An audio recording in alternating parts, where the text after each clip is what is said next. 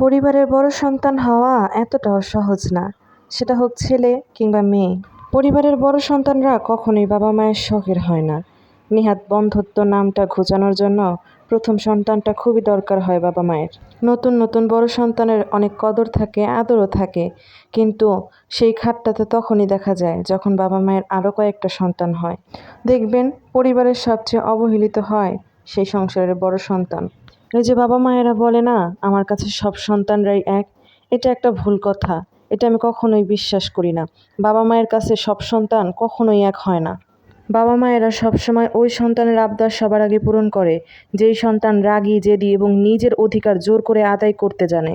আর সবচাইতে বেশি সেই সন্তানকে ঠকায় যারা কিনা বাবা মাকে অনেক কিছু বলতে চেয়েও কষ্ট পাবে ভেবে আবার সেই কথাকে হজম করে নেয়। আসলে কি জানেন, আমাদের সমাজে বাবা মায়ের প্রতি সন্তানের দায়িত্বটা সবাই বারবার মনে করালেও সন্তানের প্রতি বাবা মায়ের দায়িত্বটা সবার মনে থাকে না।